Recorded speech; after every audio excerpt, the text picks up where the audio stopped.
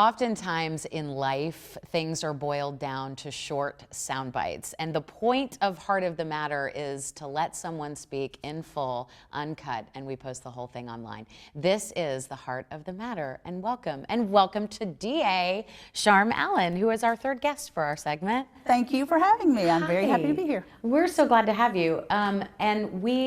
The whole point of this, as I said, was to let you answer the questions, let you speak, let you not be boiled down to one soundbite like you often are in the news.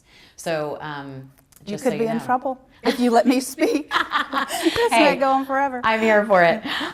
First of all, I've noticed when I was talking to people about doing this segment with you, a lot of people wanted to know what a day in your life is like. And I would also like to know that. So we'll start there. There are no 2 days that are the same. That is the answer. It is really such a rapid fire response type day because you can be talking to a lawyer about a case and be into the details of the case and what should we offer and that kind of thing. And then you'll get a phone call from the head of another agency who wants to talk about some issue that's going on between you and that agency.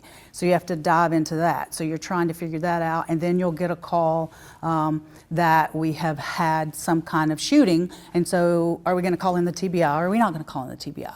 And then there will actually be somebody come in and say, you know, you've got a board meeting and I've got to order lunch. What do you want me to order for your lunch? And so you just really are going from budgets to meetings, to cases, to just everything in a very rapid fire manner. Are you working all the time? Yes. Do you love it? I love it. If you did not love this job, you would not do this job. How many cases are you working at one time? I am not actually working all the cases, but the office, obviously. Yeah, the office. But the office has, in any given year, somewhere between 35,000 to 45,000 charging documents. Oh my gosh. Yes. It's just overwhelming. Yes. And we have 85 employees, 43 lawyers. So just managing the office, I mean, any business where you have 85 employees, just the management of the office is a challenge. How many cases are you hands-on with, would you say? It depends. Really, the more serious cases, I would say, our office is set up in units. We have specialized units. And the major crimes unit, which handles our homicides, our rapes, our serious AB felonies, and our career gang unit that handles our gang activity and career criminals. They have a lot of homicides too. I would say those two units are in my office the most. I'm the most hands-on with those cases, the homicides, the rapes, the gang shootings, those types of things. The violent crimes. Violent crimes. Mm-hmm. I wanted to ask you about, it seems that transparency is very important to you in your office. You're accessible to the media, which we very much appreciate. Why do you think that's important in this office? I think it's very important because I am very proud of what we do. I'm very proud of my staff. I think we do great work every day. And so much of what we do, we have to say, we can't comment on this because ethical rules prohibit us from commenting, because ethics don't let us talk about cases that are ongoing at the time. And so I think there's a misconception in the public that we are very closed off and not transparent because we're trying to hide something. And that's not the truth at all. The truth is ethics do not let us talk about pending cases because we don't want to taint a possible jury trial. But there's so much good work that's happening. I really, really want to be transparent, and I want the public to know what we do and why we do it and how we do it and how proud we are of the work that we do for the citizens of Knox County. Do you think you have a tough on crime approach? Yes. Tell me why. I believe that we are tough on crime in the crimes that need that type of approach. There are things like gang enhancements where we are able to get tougher punishments because someone is acting as a gang member in furtherance of gang activity. And I believe that we should use those enhancements, and I believe we should use every tool we can to be tough on stopping gang violence and violent crime. We always ask for the max in cases that deserve that. Serious crimes against people, our child abuse cases, we're tough on those cases. We don't give breaks on those cases. And you know why? Because people don't deserve breaks in those cases. If you're hurting a child, we don't need to be soft on you, and you don't need a break. Now, there are some cases where you do need a break. The other end of the spectrum. We see a lot of folks in the criminal justice system that are here because of mental health issues or because they have an addiction issue. Those are not necessarily the people you need to be tough on.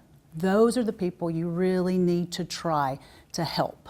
You really need to try to help those people. You really need to try to help those people get their lives turned around so they aren't continuing to commit crimes and victimize more people. You really need to try to help get them out of the criminal justice system. So I would say we're tough where we need to be, but we're also compassionate and really empathetic in cases where we need to be too. We've reported recently that violent crime numbers are down. In the city of Knoxville, I believe in the county as well. What do you attribute to that? Do you think it's your approach? I would like to say yes, we have something to do with that. I don't know, though. The truth is, I don't know. We just do the best we can do and really try to attack issues here in two different ways. We try to be tough in the courtroom, but we try to prevent as much crime as we can. And we do that in a lot of ways. We really get out in the community.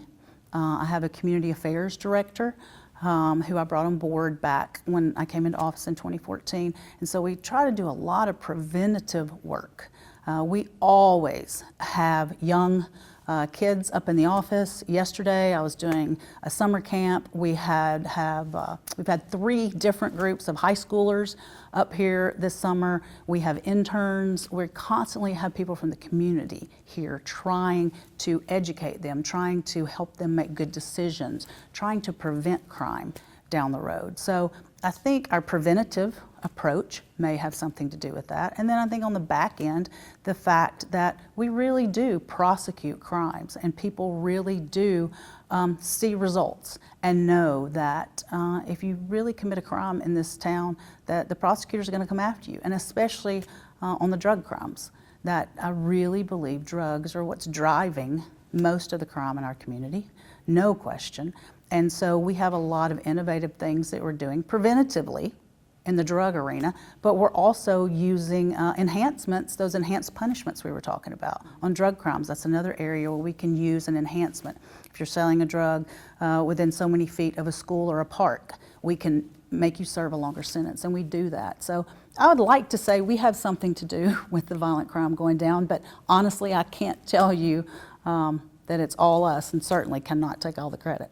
Probably ebbs and flows too, it seems it does. Tell me about the 313 initiative. Do you think that is one thing that's helped with the drug problem, the gun trafficking, those kinds of things? Yes, no question, the 313 initiative has been successful. We learned a long time ago that most of our drugs were coming in from Detroit. That's where the massive quantities of our drugs are coming from.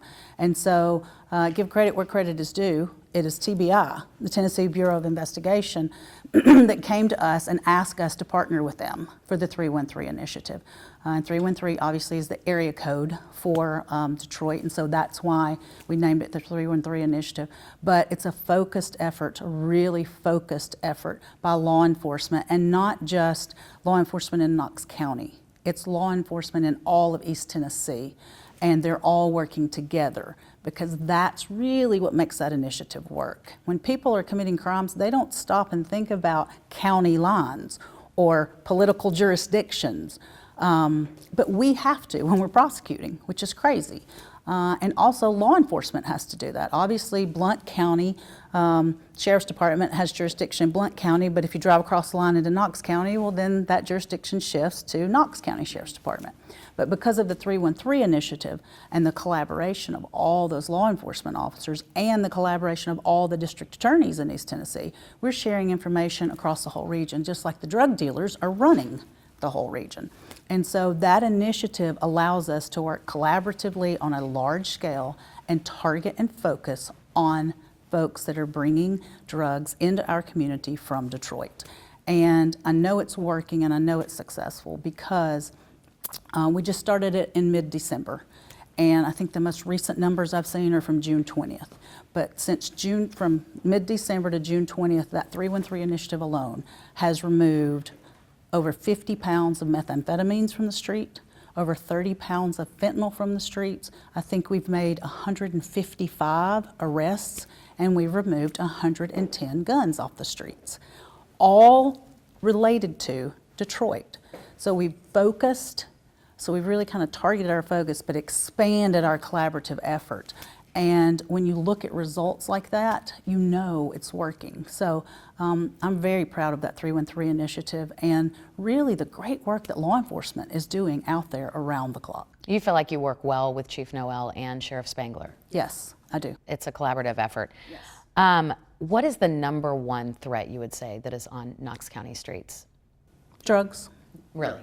Drugs, no question. Any one kind of drug? Yes. Our number one drug right now that's killing people is fentanyl. No question. The majority of our folks are dying from fentanyl. A grain of fentanyl, the same size as a grain of sand or a grain of salt, is deadly. Now you think about that.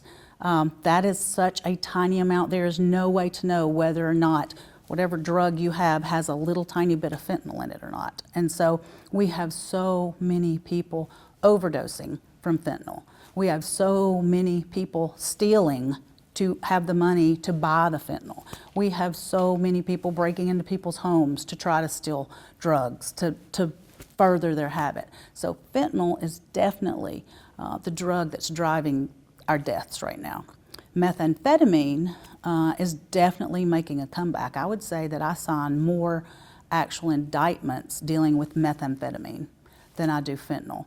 But those are the top two drugs out there right now. And I will tell you there's a new drug coming that's even scarier than fentanyl, and it's called xylazine. And it is really what it is, it's an animal tranquilizer. It's for horses and cattle. And so the name of it on the street is Trank, short for tranquilizer. And it is even more potent than fentanyl. And so I can't imagine once xylazine really comes into our community what it's going to be like, because fighting the fentanyl battle has been extremely difficult, and we are losing way too many people to fentanyl. And so are they unknowingly taking fentanyl? This is where I start to get confused, because if that tiny amount could kill someone, are people knowingly taking this drug? Yes and no. Okay. So some people, yes. Some people want fentanyl because fentanyl gets you that high, the closest to death, the best high. And so some people want fentanyl. Some people don't want fentanyl. Some people think they're getting a different drug, but it's laced with fentanyl.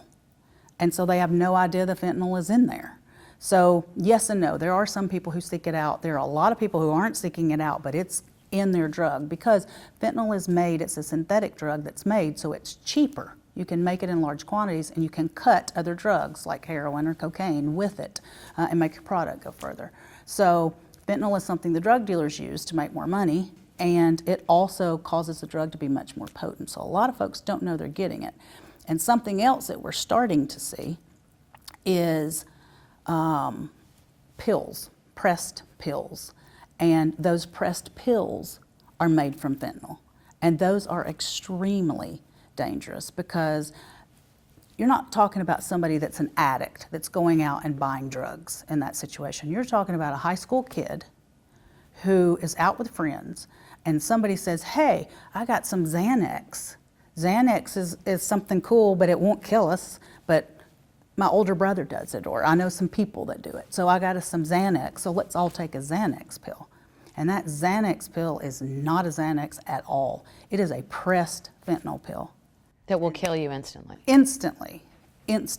So that's a whole different group or a whole different set of individuals that are being affected and dying from fentanyl. They're not asking for fentanyl at all. They don't even know what it is. They're not even people who actively are using drugs. So all kinds of folks are affected by and dying from fentanyl at all different levels. And all over the community. We showed a map earlier in the year on our news, I believe released by KFD, showing where the overdoses are happening. It's concentrated in a few areas, Merchants, Broadway, but really it's happening all over Knox County. Everywhere. It affects every demographic, would you say?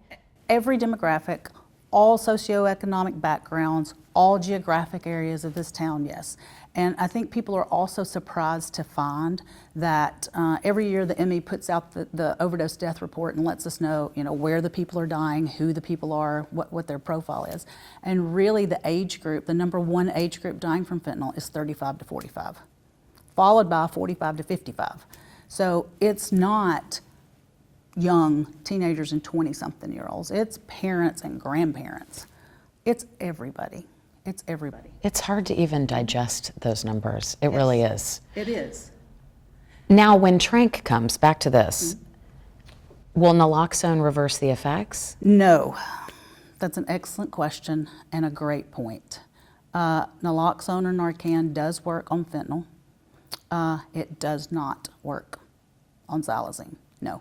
So if you get a drug that's mixed, because once again we were talking about most of these drugs aren't pure.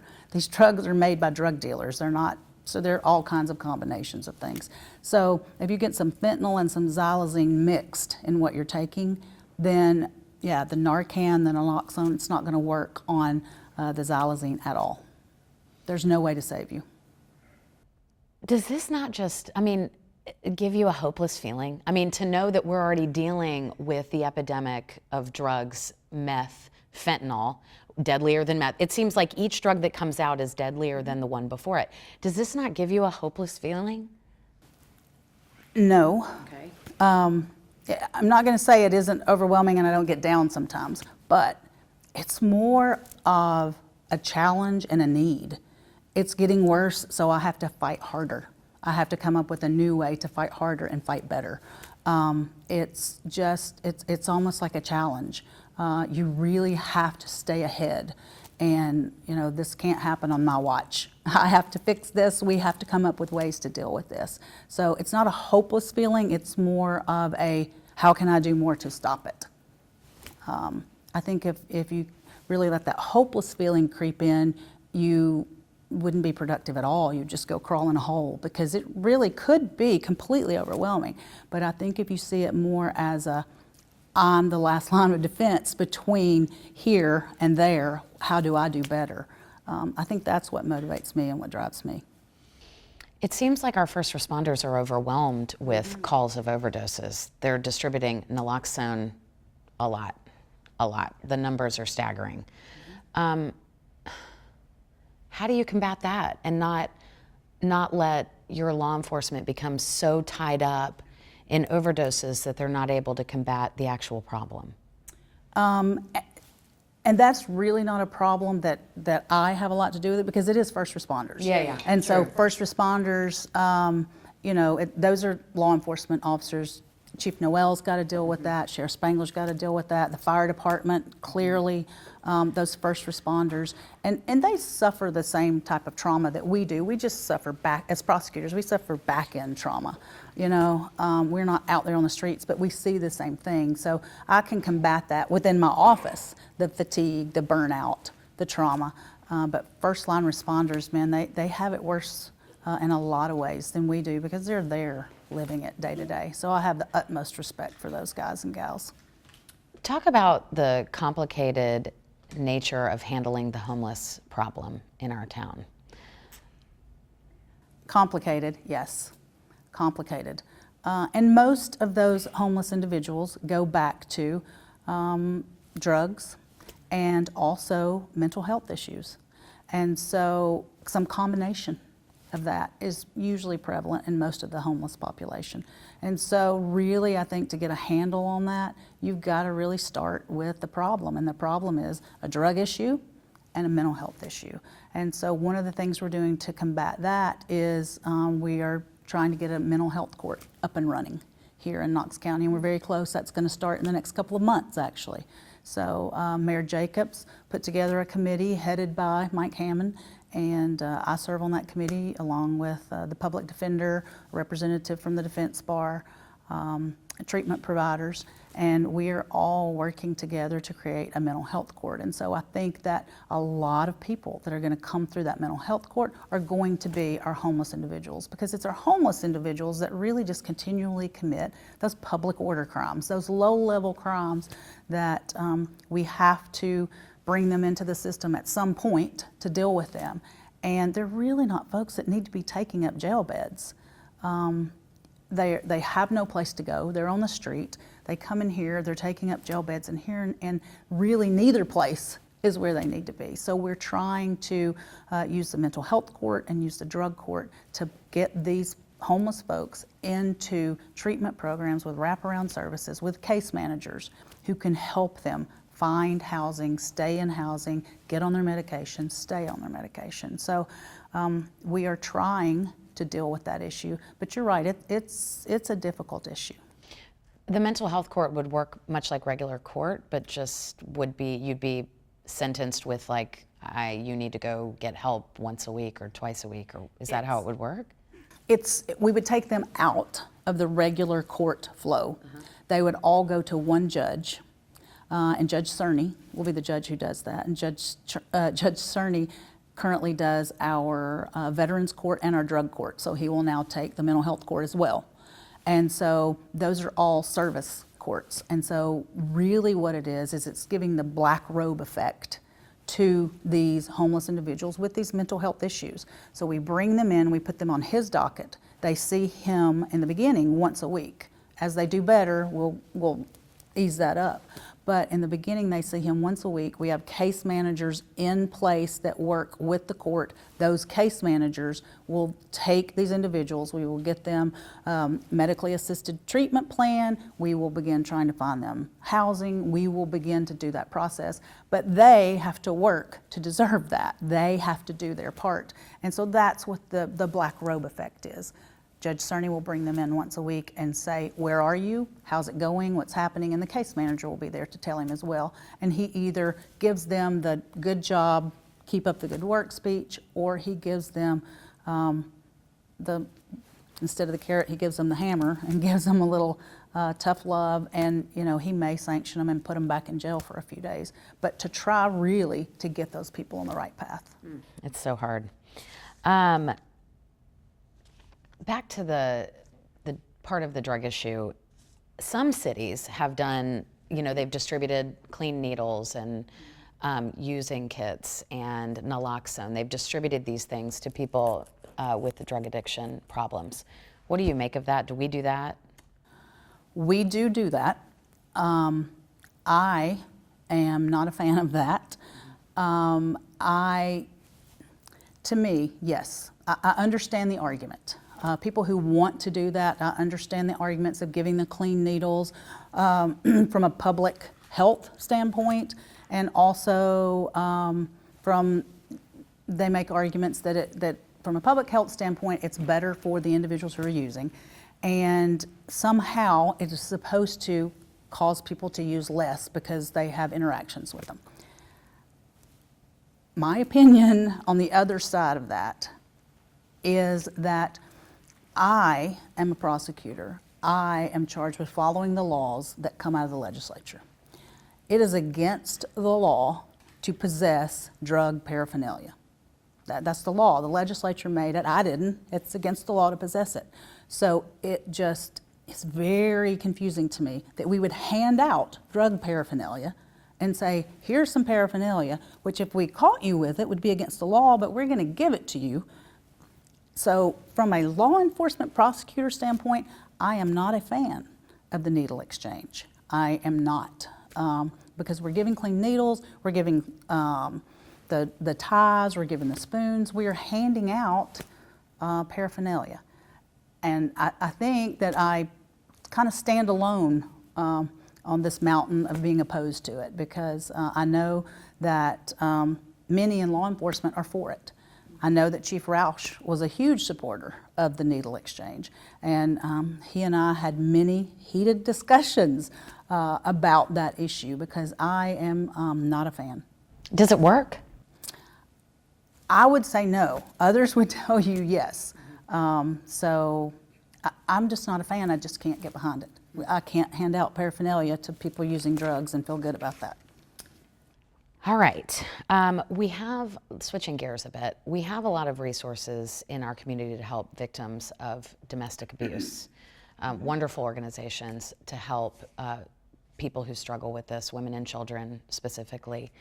Is it hard to prosecute these cases? Do you face a lot of challenges with domestic abuse?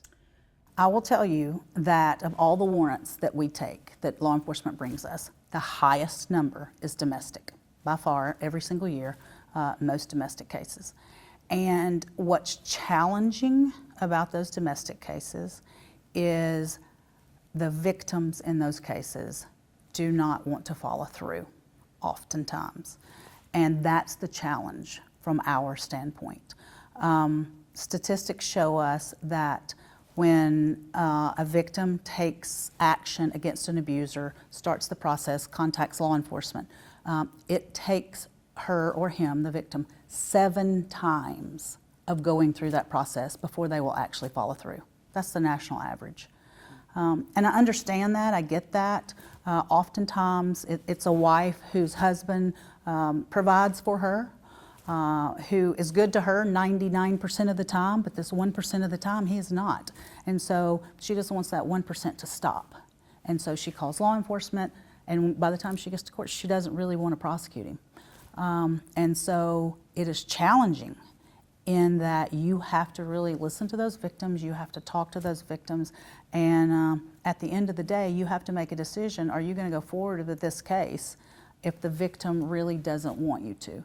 And so that's the challenge in those cases. And my team does that every day. We have 4 lawyers in our office that prosecute nothing but domestic violence all day, every day. How does your staff stay mentally well? Like, this has got to be a heavy load to carry every day, all these tragedies that they're seeing firsthand. It is. It is a heavy load. And I have a fantastic staff.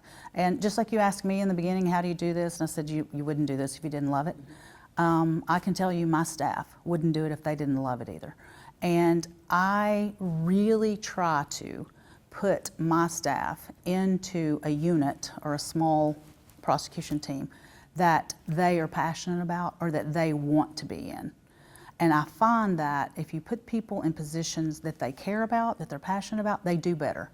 They are able to compartmentalize better and really not get as overwhelmed. If you take a young prosecutor and put them in the child abuse unit, for instance, and that's not where they want to be, they will not last. And they will not be able to emotionally handle that. And so I think placing people where they are equipped and where they are passionate is the first thing.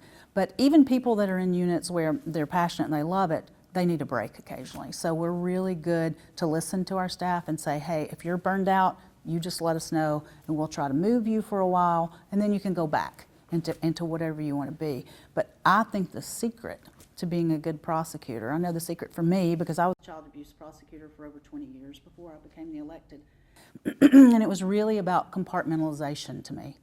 I had to take that trauma, because you're suffering secondary trauma as a prosecutor. I mean, after you deal with abused child after abused child after abused child and see the photographs and listen to the stories, you have to take that and put that in a box and compartmentalize that box and put it here. And you take it out when you need to and you put it back in when you need to. And you have to put it in that box and go home and be the mom, be the wife, go to the soccer games and the baseball games, and then you have to go back home and take it out of the box and start working on the case for the next day. But you can't let it cloud your whole life. I could never operate that way. Okay, human trafficking. Mm-hmm. We hear a lot about it. We hear a lot about I-40, I-75, us being a thoroughfare. Are we really a central point for human trafficking? Is it really a large problem in our community? Yes, there is human trafficking in our community. Yes, we are the cross-section of interstates, but that's true for everything. That's why we're drugs, we're violent crime, everything like that. Yes, we do have human trafficking. And what you will find is human trafficking is not exactly what people envision. We used to say we didn't have any human trafficking problem, but that's not true. Really, prostitution is your human trafficking problem. Because if you go and you look at anybody that we are charging with prostitution, almost 100% of those will say they began as a child, they began younger, they began because either their parents trafficked them or they ran away, and drug dealers formed a relationship with them and said, I'll get you hooked on these drugs, but I'll provide for you and give you a roof over your head, but you're gonna go out and you're gonna work for it. And so anybody that's in the prostitution trade began as someone who was younger who was being trafficked. And the majority of the adults that are now involved in prostitution are still working for someone who's trafficking them.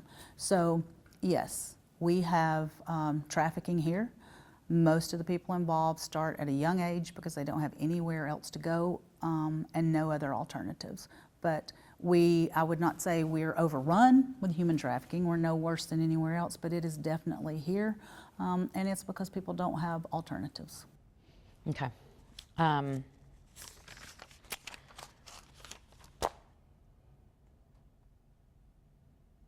Okay.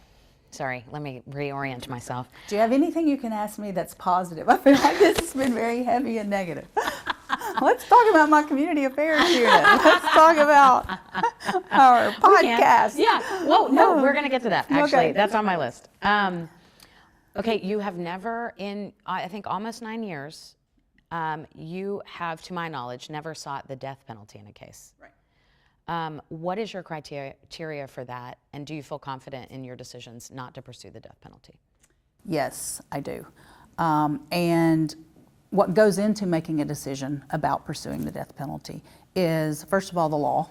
You have to have the qualifiers to seek the death penalty. And then something that's very important to me is sitting down and talking to the victim's family. And so in homicide cases, we always talk to victims' families about the options that we have. And we can, in a homicide case, we can pursue life without the possibility of parole, or the death penalty. And we're very frank and open, and we sit down and discuss what those three alternatives mean to the family. And then we let them weigh in on what it is that they would like to see. And the truth is that in most cases, if you seek either life or life without parole, that person is never going to get out. They're never going to see the light of day. If you seek the death penalty and you win, what's going to happen is that person's going to go to the penitentiary and they're going to sit there until they die of old age. They're never going to get out. They're never going to see the light of day, because we do not execute people in a timely manner. So the result is oftentimes the same because we're really not executing people. But by seeking the death penalty, different things kick in legally. We have to jump through more hoops. The process is going to be much longer. The defendant gets more attorneys, he gets more appeals. It's a longer, more arduous process for the families to go through. And so we talk about all that, and we weigh all that, and then we make our decisions. And so we have sought life without several times. And every time that we have done that, I feel like we have all been on the same page, victim's family, us, and legally we were almost in the same position that we would be because we're not actually executing people. We're just giving them more reasons to appeal when we seek the death penalty. But I have no problem seeking the death penalty on the appropriate case. Most certainly would seek the death penalty. Governor Lee has made some moves, passed some laws about criminal justice reform. He's made that a priority. Do you agree with what he's done? He's taking steps in the right direction, but there's a long way to go. That would be what I would have to say about that. We've got a long way to go in criminal justice reform. Okay, Now the fun stuff. Tell me about the podcast. No, this is a really cool concept. Have you enjoyed this? What's the response been? I have to be completely honest. I was drug into it kicking and screaming by my community affairs director. You hired that person. I hired her, and she is fantastic. And she came up with the idea, and in the beginning I was like, a podcast, who wants to listen to us talk? And she talked me into it, and we did it, and it has been really fun. We've done 2 seasons of it now, and the response has been very positive. Folks, I've been surprised actually. Folks that I've come across that I've talked to have said, hey, I just listened to your podcast the other day and it was great. And so that was surprising to me because I really thought we'd be kind of boring to listen to, but folks have really enjoyed it and we've enjoyed doing it. Well, being engaged in the community, caring about community affairs, we have a lot of people in Knoxville who care. Yes, that's one of the beautiful parts about living here, I think. People care about what's happening in our town. And this gives them a little insight into one section of it. Yes, and so the podcast has been very successful, and people do care because we have a Citizens Academy too that we run in the fall. It's where we invite people to come up and really spend some time with us. We do 7 weeks where they come for 2 hours a night for 7 weeks. And really get to see what we do as prosecutors. And that has been fantastic. So many people have signed up for our Citizens Academy, have gone through it and told us, we love your academy the best. I hate to throw down against the police department and the fire department, but so many folks have been through them all and said, y'all's is really the best, which, surprised me because the police department, you get to shoot guns, drive fast cars. Fire department, they're climbing ladders and putting out fires. And I said, well, we're just going to talk them to death. Nobody will like it. But everybody has really loved it. And it is part of that transparency. Just really showing people what we do, how we make our decisions, what the laws are, what's happening in Knox County. And I think people are interested because I think you're right. I think this is a community of people who care, of people who want to know what's going on, people who, once they find out what's going on, really want to help too. People are always like, how can we get involved? What can we do to make this place better? And so the podcast, the Citizens Academy, all of that really has been fantastic. And we've made a lot of great connections with a lot of folks that are helping us out now in various ways. So that's been very positive, both those. What do you want your lasting legacy in Knox County to be? My lasting legacy, that I was here and that I always tried to do the right thing for the right reason, and that I made it a better place in the end. I think that's what I'd like for my legacy to be. It's good. Thank you. Thank you. We're done. Well, this has been very fun. You answered just about everything. Actually, I have one more question here. Okay. One more. Is there a case in your career that still haunts you to this day? There's not a case that haunts me. There's a case that stands out to me as my aha moment. You're doing the right thing, you're answering the call, and this is what you're supposed to do. But it doesn't haunt me. It's more of a positive. A reminder. Case. Yes, a positive case. What case? It was one of my very first cases. I was a young lawyer, and a little girl had been kidnapped out of her bedroom in South Knoxville. And she was kidnapped out of her bedroom window. Her picture was on all of the newscasts because we were looking for her the next morning. She had been kidnapped, and so there was an elderly couple eating breakfast in a neighboring county, and they heard a knock at the door, and when the lady answered the door, the little girl who was on their television screen was standing naked and crying at their front door.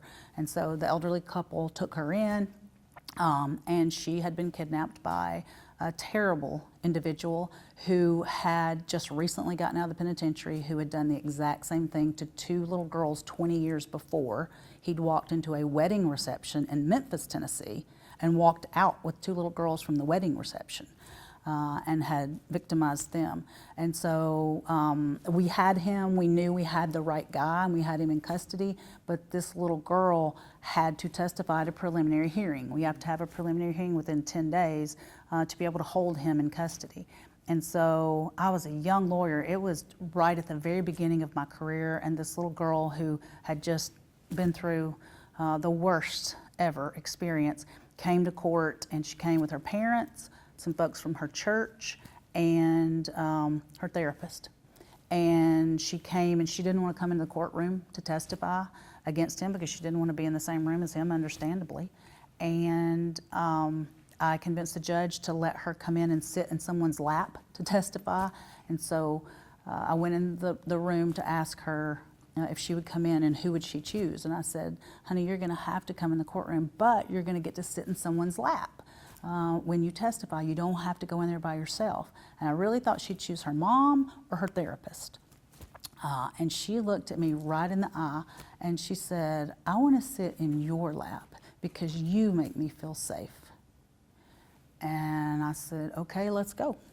And so we went to the courtroom. We had the hearing. It was awful. She was very traumatized, but she was able to get through the hearing and identify him as the person. And so we were able to keep him in custody until we could get the DNA evidence back. But she sat in my lap and she cried. Oh, I'm sorry. She cried and she screamed and she buried her head in my chest the whole time she was testifying. And so we got through the day. We got through the prelim. Everybody went home. And I, as a young prosecutor, went home and thought, okay, we got through that day, great. And I looked at myself in the mirror, and the suit that I had on, which was an orange suit with blue stripes, because I still have it hanging in my closet to this day, just where she had buried her head and cried, had her tears and her grime and her snot just ground into the lapel on that. And I looked at that and I just lost it and sat down on my bed and cried and cried. But I cried in a good way because it was just an affirmation to me, knowing that because that little girl looked at me and chose me, just a young prosecutor, I was in my early 20s, barely knew what I was doing. Am I doing the right thing? Am I cut out for this? Am I making a difference? That little girl looked me right in the eyes and said, I made her feel safe and that I helped her get through that. And I knew at that moment that this was me, this is what I was cut out for. I was making a difference. And if I didn't make a difference to anybody else in the whole world, I was making a difference to that little girl. And so I just knew from that day forward, this is what you're cut out to do, Charme. And from that day forward, I kind of put on my big girl britches. I haven't cried much since then. I've really just seen it more as a challenge and an honor to be able to do what I do. And I just try to help as many people as I can get through the hardest days of their lives. And as the challenges get harder, I just work harder.